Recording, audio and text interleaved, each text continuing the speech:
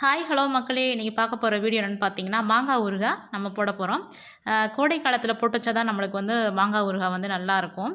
அதுக்காண்டி நம்ம பெரிய மாங்காயை ஒரு 10 மாங்காய் எடுத்து வச்சுருக்கோம். இந்த மாங்காயை வச்சு நம்ம ஊறுகாய் போட போகிறோம். வாங்க எப்படி போடுறதுன்னு இந்த வீடியோவில் பார்க்கலாம். இதுக்கு இந்த மாதிரி மாங்காயை ஒரு 10 நல்லா சுத்தமாக கழுவி எடுத்து வச்சுக்கிறணும். இதை குட்டி குட்டியாக கட் பண்ணி நம்ம மண் சட்டியில் போடணும். மாங்காய் ஊறுகாய் பொறுத்தவரையில் மண் சட்டியோ இல்லை பீங்கான் பாத்திரங்களையோ தான் பயன்படுத்தணும். பிளாஸ்டிக், அலுமினியம் இதெல்லாம் பயன்படுத்தினா சுவைகள் நல்லா இருக்காது. வாங்க பார்க்கலாம். நம்ம மாங்காயை அழகாக குட்டி குட்டியாக கட் பண்ணி வச்சுருக்கோம். இந்த கட் பண்ணி வச்ச மாங்காவை நல்லா மரக்கரண்டியை தான் எடுத்துக்கிறோம். சில்வர் கரண்டி எடுத்துக்கக்கூடாது. இந்த மரக்கரண்டியை வச்சு நல்லா கிளறி விட்டதுக்கப்புறம் நம்ம 1 கப் அளவு உப்பு எடுத்து வச்சுருக்கோம். இந்த உப்பை ஆட் பண்ணிக்கிறணும். நல்லா கிளறி விடணும்.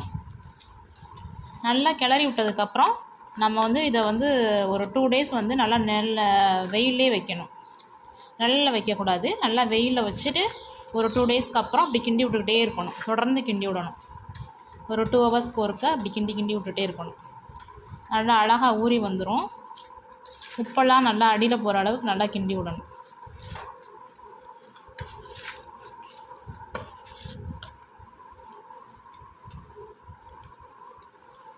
பாருங்கள், பார்க்குறதுக்கே ரொம்ப சூப்பராக இருக்குல்ல. இதான் நம்ம ஒரு 7 மாங்காய் எடுத்து வச்சுருந்தோம். அதை குட்டி குட்டியாக கட் பண்ணி நல்ல ஒரு மண் பாத்திரத்தை எடுத்துக்கிறணும். கிண்டுறதுக்கு நல்ல ஒரு மரக்கரண்டி எடுத்துக்கிறணும். அதுக்கப்புறம் இதனால் 1 கப்பு அளவு உப்பு அதில் கொட்டிட்டு நல்லா கிளறி விட்டுட்டு ஒரு 2 டேஸில் நம்ம நிழலில் வைக்கக்கூடாது. நல்லா ஒரு வெயிலில் வைக்கணும்.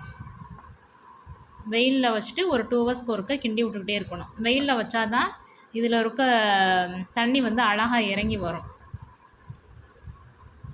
வெயில் காலத்தில் தான் நம்ம மாங்காய் ஊறுகாய் ரெடி பண்ண முடியும். நீங்களும் உங்கள் வீட்டில் இதே மாதிரி ட்ரை பண்ணி பாருங்கள். சூப்பரான மாங்காய் ஊறுகாய் நீங்களும் உங்கள் வீட்டிலேயே தயார் பண்ணிக்கலாம்.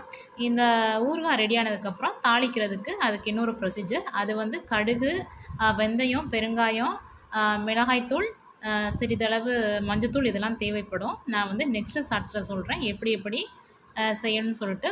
இப்போதைக்கு இதை மட்டும் பண்ணி வைங்க. நல்லா மாங்காயை ஒரு 7 மாங்காயை குட்டி குட்டியாக கட் பண்ணி உப்பை கொட்டிட்டு நல்லா கிளறிட்டு நல்லா வெயிலில் ஒரு 2 நாள் வைங்க. அதுக்கப்புறம் நம்ம தாளிக்கிறதுக்கான ப்ரொசீஜரை நான் நெக்ஸ்ட்டு ஷார்ட்ஸில் சொல்கிறேன். அவ்வளோதான் மக்களே. நம்ம வீடியோவை தொடர்ந்து பாருங்கள். தேங்க்யூ மக்களே.